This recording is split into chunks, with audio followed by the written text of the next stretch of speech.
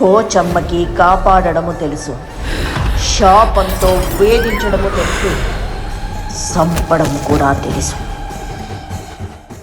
మీతో ఒక విషయం మాట్లాడాలి, ఒంటరిగా.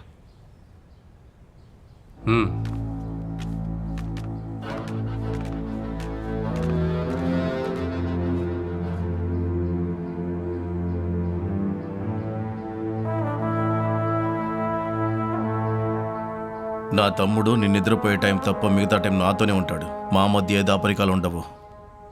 అయితే చేసిన ఎదవ పనులని మీరు కలిసే చేశారన్నమాట, అంతేగా? ఓ, ఇలా నవ్వితే తప్పు చేయలేదని అర్థమా?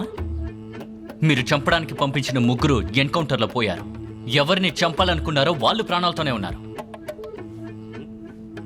ఏంటి తమ్ముడు ఏమేమో అంటున్నావు? నాకేం అర్థం కావట్లేదే. నేను మిమ్మల్ని ముందే వార్న్ చేశాను. మీ పని మీది, నా పని నాది. మీ పని నా ప్లేస్లో చేసినందువల్ల నాకు ఇబ్బంది కలిగింది. జరిగిన 3 హత్యలు కనిపెట్టేలోగా అక్కడ ఇంకో 3 పోయారు. కోర్టుకి వెళ్లే దారిలో ఒకడు తప్పించుకున్నాడు. అందుకు కారణం మీరిద్దరే. ఏంటి తమ్ముడు, ఎవడేం చేసినా మీ గురి మా మీదే ఉంది.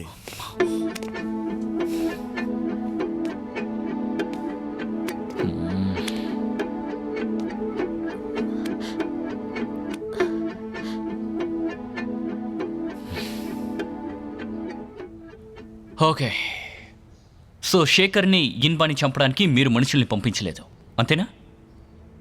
తమ్ముడు, మా పూర్తి వ్యాపారమే రాజకీయం. అందులోనే పుట్టి పెరిగాం. మేమెందుకు తమ్ముడు ఇవన్నీ చేస్తాము?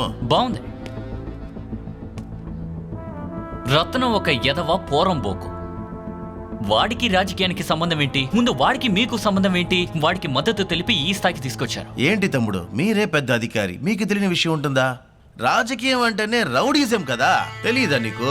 దాన్ని ఆపడం, కాపాడడం మీ వల్ల మాత్రమే అవుతుందా చెప్పండి? మీరు పంపించే 100-150 పోలీసులతో సభలు, సమావేశాలు ఎలా జరుపుతాం మీరే చెప్పండి. తమ్ముడు, పార్టీ మీటింగ్ పెట్టినప్పుడు ప్రతిపక్ష పార్టీ వాడు ఏమైనా చేస్తాడు, స్కెచ్ చేస్తాడు. ఆ టైంలో మమ్మల్ని కాపాడుకునే వాళ్ళెవరు? వాళ్లే కదా.